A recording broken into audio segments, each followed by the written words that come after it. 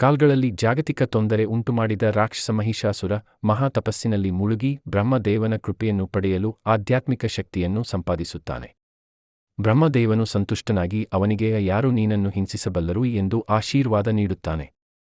ಮಹಿಷಾಸುರ ಅವಿವೇಕದಿಂದ ಯಾವುದೇ ಪುರುಷನು ನನ್ನನ್ನು ಸಂಹರಿಸಲು ಸಾಧ್ಯವಿಲ್ಲ ಎಂದು ವರವನ್ನು ಕೇಳಿ ಪಡೆಯುತ್ತಾನೆ.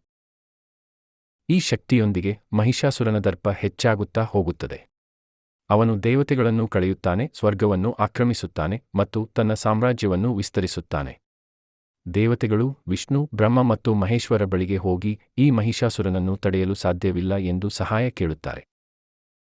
ದೇವತೆಗಳ ಶಕ್ತಿಯಿಂದ ಒಂದು ಪ್ರಭಾವಶಾಲಿ ದಿವ್ಯ ಶಕ್ತಿ ಪ್ರವಾಗುತ್ತದೆ. ಈ ಶಕ್ತಿಯಿಂದ ಅತ್ಯಂತ ಸೌಂದರ್ಯಮಯಿ, ಪ್ರಭಾವಶಾಲಿ ಮತ್ತು ಭಯಂಕರ ರೂಪವನ್ನು ಹೊಂದಿದ ದೇವಿ ದುರ್ಗಾ ಹುಟ್ಟಿಕೊಳ್ಳುತ್ತಾಳೆ.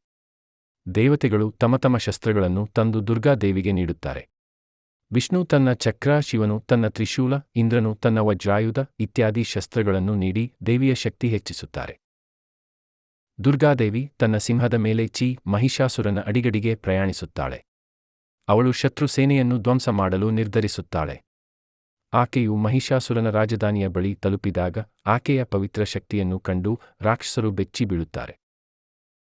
ಮಹಿಷಾಸುರ ತನ್ನ ಮೃಗದ ಶಕ್ತಿಯನ್ನು ಬಳಸಿಕೊಂಡು ಹಲವಾರು ರೂಪಗಳನ್ನು ತಾಳುತ್ತಾನೆ. ಅವನು ವೃಷಭ, ಗೋಮಳೆ, ಸಿಂಹ, ಆನೆ ಮುಂತಾದ ರೂಪಗಳನ್ನು ತಾಳುತ್ತಾನೆ. ದುರ್ಗಾದೇವಿ ಅವನ ಪ್ರತಿಯೊಂದು ರೂಪವನ್ನು ನಾಶ ಮಾಡುತ್ತಾ ಹೋಗುತ್ತಾಳೆ. ಕೊನೆಗೆ ಮಹಿಷಾಸುರನು ತನ್ನ ನಿಜವಾದ ರೂಪವನ್ನು ತೆಗೆದುಕೊಂಡು ದುರ್ಗಾದೇವಿಯ ವಿರುದ್ಧ ಯುದ್ಧಕ್ಕೆ ಬರುತ್ತಾನೆ. ದುರ್ಗಾದೇವಿ ತನ್ನ ತ್ರಿಶೂಲವನ್ನು ಹಸ್ತಗತ ಮಾಡಿಕೊಳ್ಳುತ್ತಾಳೆ. ಅವಳು ತನ್ನ ಸಿಂಹದ ಮೇಲೆ ಕುಳಿತು ಮಹಿಷಾಸುರನ ಎದುರಿಸುತ್ತಾಳೆ. ಮಹಿಷಾಸುರ ತನ್ನ ದೈತ್ಯ ಶಕ್ತಿಯಿಂದ ಭೀಕರವಾಗಿ ಹೋರಾಡುತ್ತಾನೆ. ದುರ್ಗಾದೇವಿ ತನ್ನ ತ್ರಿಶೂಲವನ್ನು ಮಹಿಷಾಸುರನ ಹೃದಯಕ್ಕೆ ಬೋಧಿಸುತ್ತಾಳೆ. ರಾಕ್ಷಸನು ನರಳುತ್ತಾ ಕೊನೆಯುಸಿರೆಳೆದನು. ಅಜೇಯನಾದ ಮಹಿಷಾಸುರ ದುರ್ಗಾದೇವಿಯ ಶಕ್ತಿಯ ಮುಂದೆ ಶರಣಾಗುತ್ತಾನೆ.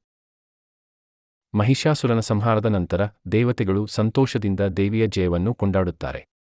ಅವರ ಅಶ್ರುಗಳು ಸಂತೋಷದಿಂದ ಸುರಿಯುತ್ತವೆ. ದುರ್ಗಾ ದೇವಿಯ ಮಹಿಮೆಯನ್ನು ಹಾಡುತ್ತಾರೆ.